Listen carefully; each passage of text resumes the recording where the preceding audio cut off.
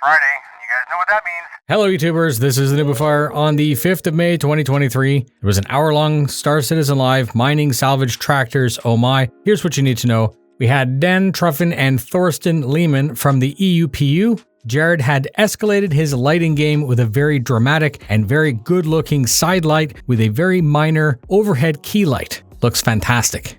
They confirmed an obvious back and forth between the teams, as for example, the mission team might need a new item or feature, which would be asked for. They said they were worried about us getting bored of mining as we had it for such a long time, which drove to the updates, the rebalance, and the evolution of the gameplay. Jared observed that in comments and feedback, he feels the community is quite happy with the future changes. He said there are very big changes coming in 3.19 that will change everything. In 3.19, resources are going to have their own standard locations. These dedicated locations will be fixed, and of course, many items will be very hard to find. Each resource will now have a standard density. This will change the mass and will mean that some materials might be better to go after with a mole versus a prospector. Or perhaps you might know that you need to team up with several prospectors to make mining profitable.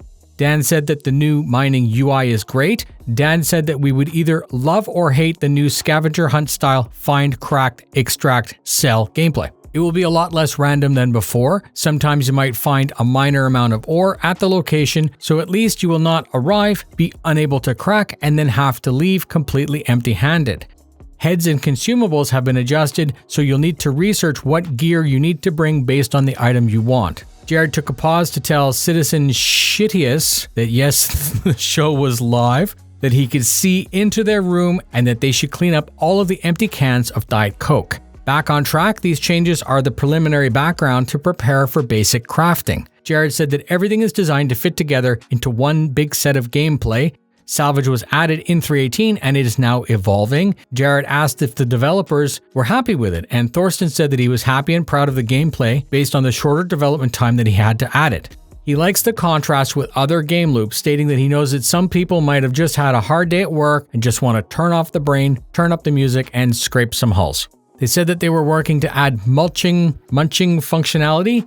This, however, is part of procedural damage. Tractor beams are also part of 3.19. Ship items can be added or removed, and they confirmed that they know that there's a current issue with this. The inventory was discussed, and he said that yes, you could technically cheat by having a Cuddy Black with all of the different mining heads in the back. You could simply swap out to whatever you need without any drama. There was an intermission for a bio break and a quick email check.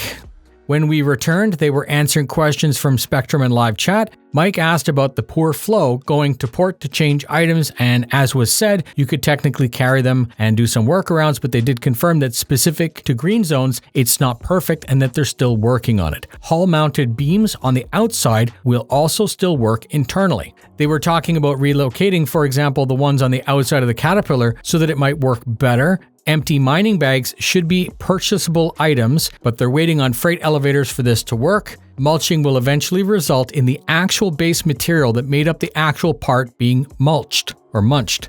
If the wing of a Gladius is, for example, mostly titanium and not really aluminum, then you will mulch mostly titanium and not aluminum.